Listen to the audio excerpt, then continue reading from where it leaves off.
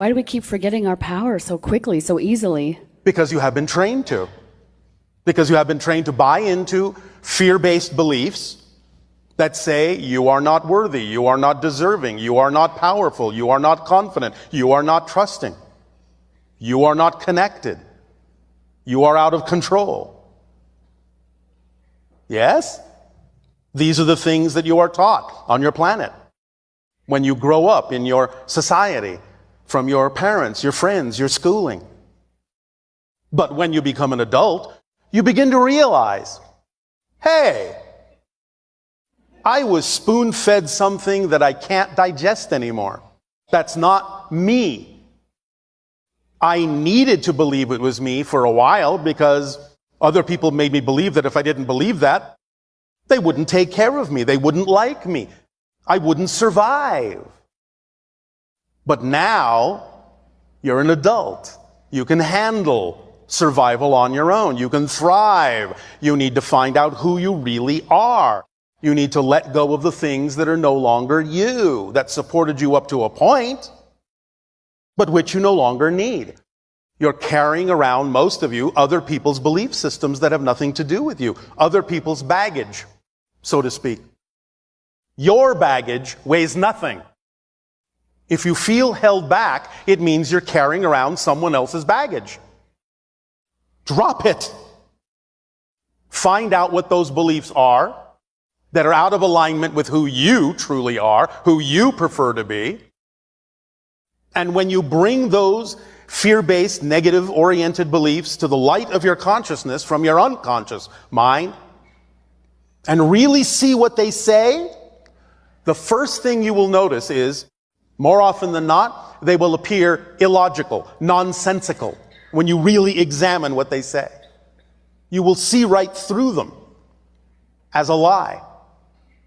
And therefore, as soon as a belief appears to you to be nonsensical, it's gone. That's the end of the process of letting it go, not the beginning.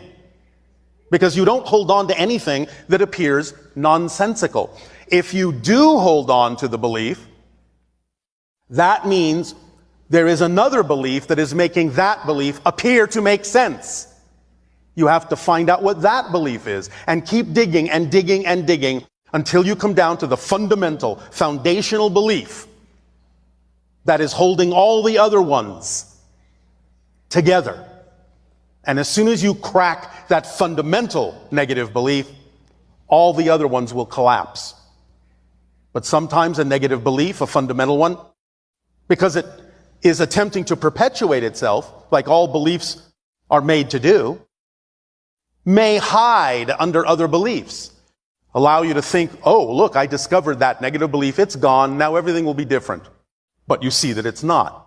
You keep acting the same way, keep behaving the same way, keep feeling the same way, keep thinking the same way, keep having the same kind of negative experiences. That simply means you haven't found the fundamental negative belief. Keep digging. Once you find that and see that it makes no sense and truly let that one go, then everything changes, everything shifts. Agreed. You will find out, generally speaking, even though there may be very many specific ways in which this can be expressed in your life, you will usually find out that the fundamental negative belief is some variation of I'm not worthy. And yet, you exist. How could it be that you exist if you're not worthy of existence? Do you believe creation makes a mistake? It doesn't. Nothing is pointless within existence. It exists for a reason. So if you exist, just to put it in colloquial language, existence must need you to exist in order for it to be complete unto itself. Because if it really didn't need you, you wouldn't exist. Therefore, you are worthy by the fact that you exist, and you don't need another reason to be worthy. If you start to believe that you are unworthy, and keep believing that you are unworthy, you are arguing with creation about your worth. You will never, ever win that argument. Ever. Because you cannot cease to exist. You may change form, but you, the you that is you, the reflection of all that is your perspective, your unique consciousness, cannot cease to exist. Why? Because by definition, there's nowhere for you to go. Non-existence, by definition, doesn't exist. Think about it. That's the quality of non-existence, to not exist. It doesn't exist. That's its quality. So if you exist, you can't become non-existent because non-existence doesn't exist. There's nowhere for you to go. So you are worthy because you exist. Is this making some sense to you? I am feeling all of these things. I feel these almost like I'm a hive, and the hive is splitting in some way. And so I'm just going the right direction. And if you're being you, I'm yes. definitely being me for the first time in my life. Just me, not carrying other people's baggage, but still on the same journey.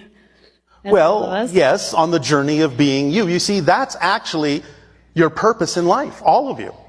To be you, as fully as you can be. You may express that purpose in a number of ways. But those are the expressions of your purpose. Your purpose is to be you. That's it. Simple. Don't overthink it. Don't overcomplicate it. Just be you. Even though most of you have been taught to do this, the hardest thing to do is to be someone you're not. The easiest thing is to be you. All the pain, all the struggle, all the strife, all the difficulty comes from trying to be someone you're not. All of it. When you start to go with your flow, as we talked about, that's your current, it becomes effortless. It becomes automatic. It becomes joyful. It becomes creative. It becomes loving. It becomes fulfilling. Because all those things are automatically contained in the automatic guidance system that goes with being yourself, that's built in. Surrender is not giving up control. Surrender is surrendering to the control that's already built into you. Go with the flow. That's all you have to do. Of course, if you're really excited about overcomplicating it, I'm not going to stop you. Because if that's your joy, then that's your joy. If that's your path, then that's your path. But you get to decide. The greatest freedom all of you have is the ability to choose. So choose. Is this helping? Yes. Yes. Thank you very much. You are very welcome. Thank you for being my friend.